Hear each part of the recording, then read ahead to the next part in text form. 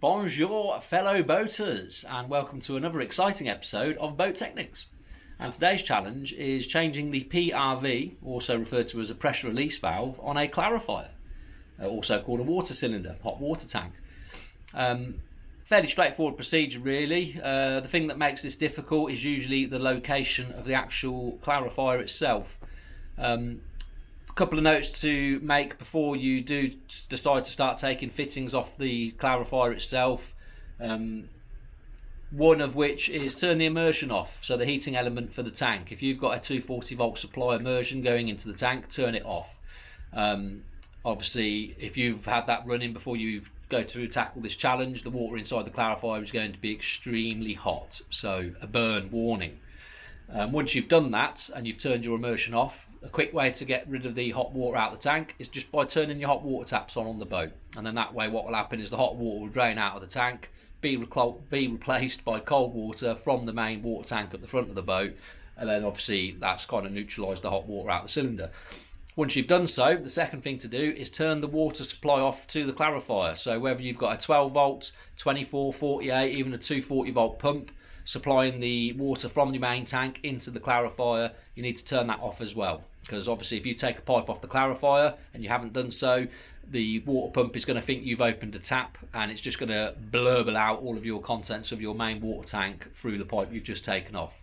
And then you'll be in a manic stress trying to put the pipe back on the fitting, which is going to be under pressure, so no, and then you're going to be scrambling around, you're going to run around to the 12 volt panel or the isolation switch, whichever one it is, and you'll be flicking it off, and then you'll have water everywhere, and you'll be saying, where are my shorts, I want to go skinny dipping, he'll be that wet.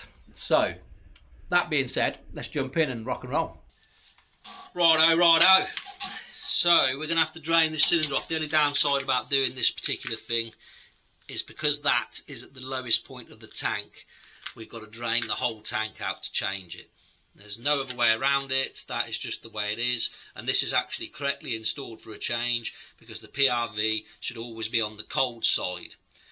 And the reason why, a lot of people stick it on the top thinking heat rises, pressure's going to pop out the top, and then obviously shoot out the side of the boat. Well, what happens is, if you were to draw a line in the middle of the tank, hot water rises, so as the tank gets hot, heat will rise. Obviously eventually the whole tank will be hot, but if you ever get to the point where the tank is over pressured, heat will actually push down on the cold, force the cold back out of the way it's gone in, and then out your PRV. So well done, very good, full of useless information. If you ever go to pub quiz and that comes up, you're winning, aren't you? So to drain the tank, we're going to open the PRV. These actually pop back in if you keep turning them, so you want to turn them just so that they're on the cusp.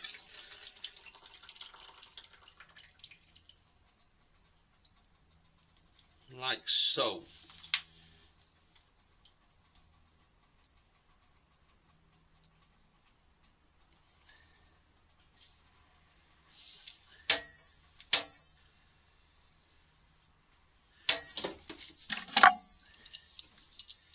When you take these off, never just put your spanner on a fitting and turn it, because what happens is the ends of these are only soldered on, well, brazed if you want to get technical, but they're only just on. So if you were to try and undo this and pull on it, what you could actually do is risk this being bent, and if you bend it, then you could snap it off the main tank itself. So when you do it, put a little support under there, so whichever way you're turning, you are counter pressurising the turn.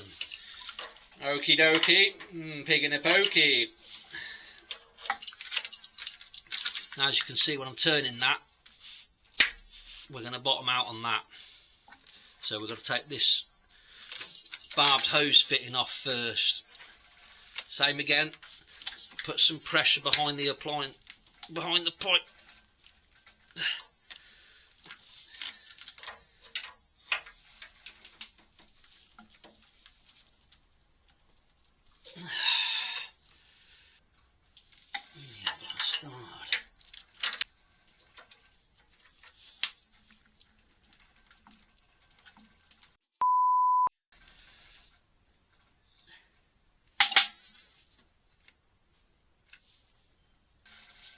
I've hit a bit of a snag.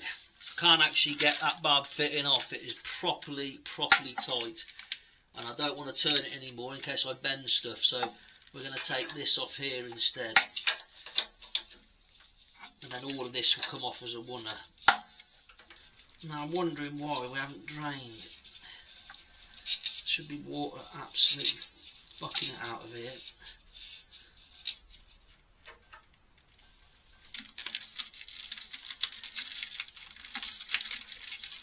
I'll tell you why, because it's under pressure.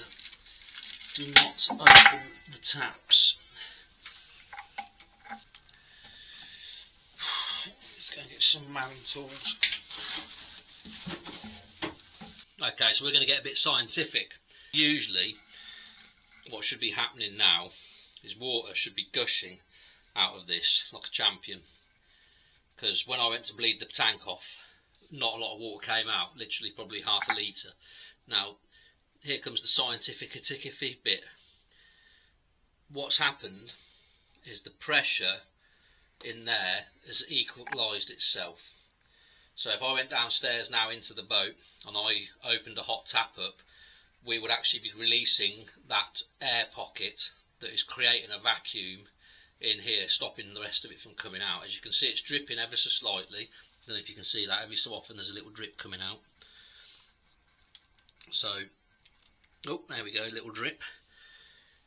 What's going to happen, if that continues to drip, air bubbles in there will slowly rise to the top, and it will actually release that air void on its own without opening a hot tap up. So we do not want this, and what we're going to do is we're now going to go into our little box of tricks. You guys might not have all these fancy things, but I'll tell you what is vital. If you ever can, get yourself a 1/2 inch cap. Doesn't have to be brass, could be plastic, whichever, because most of the fittings on 15mm, which is what most of these tanks come with, a 1/2 inch on the ends. So theoretically, he says, come on, if I put that on there, look, you see that? And that's just gone on. See if I do it with that hand. Now it's got a rubber washer in the bottom of it. So we'll do him back up in a second when I've got 2 hands. And then that way, while we're working on the PRV and getting it prepped up ready to put back on here, if this does empty its guts, at least we're not going to end up with a flood on our hands. So we've kind of isolated the tank while we're doing the rest of the work. A genius. So there's the old one, looking a bit dated. You would not believe the effort it took to get those off. I had to use some big boy spanners to get those off. But we got them off nonetheless. And now what we're going to do is we're going to grab some of our PTFE and we're going to just go around our threads again. Now another trick to this is go the way that you turn the actual thread into, because if you wrap this up the other way, when you put it in, it will actually unwind the thread. Give that a little bit of that, and then that is going to go on there like that. We'll just get him going. Beautiful. Dus. That's 2 in Australia. Australian. What is it? Un, deux, trois. That is 3 in Portuguese.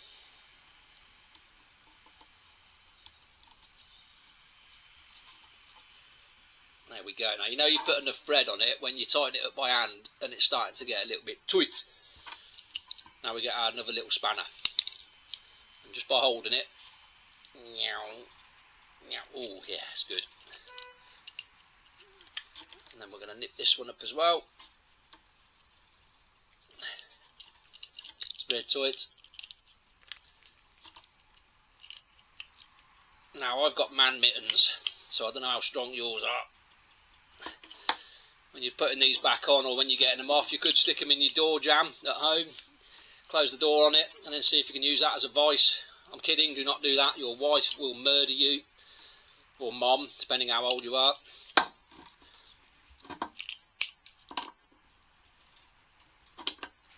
Yes. Beautiful. Do this one again as well.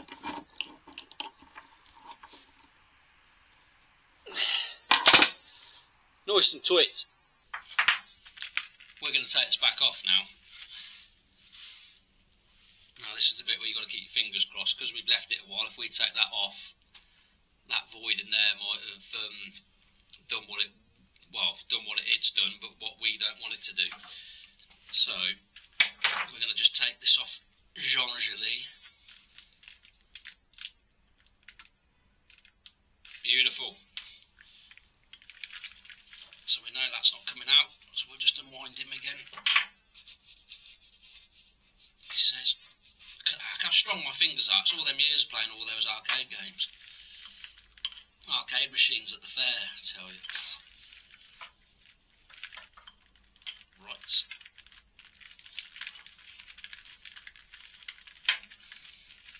Hey, look at that. There we go. Put a little bit of thread round there. We'll shove him on.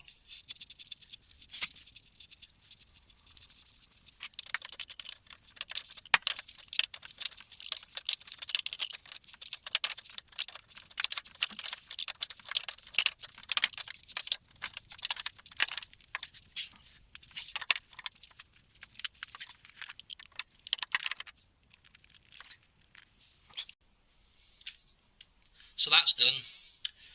We're now going to go into the boat and we're going to turn the cold water pump back on, and obviously this is hot water in here, so what we're going to have to do is open the hot water taps. Do one to begin with, and then we'll work through the boat opening the other ones, and what you'll find is they'll cough and splutter as air comes out.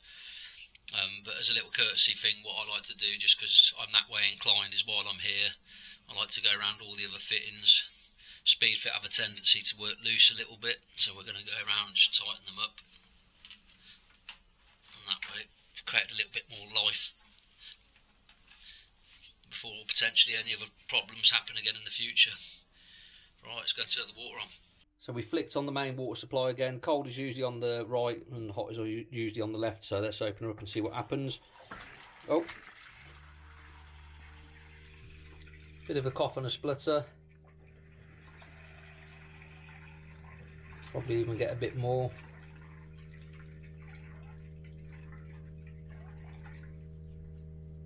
Seems all good, so we'll close him off, do the cold. Fabulous. Now we're going to go and basically work through the rest of the taps on board. They'll all probably cough and splutter a little bit coming off the hot side, and then, yeah. So that's a positive result. We've got no leaks, we've got nothing, no drips, no quibbles, no nothing coming off there. So I'm happy with that. That's a good result.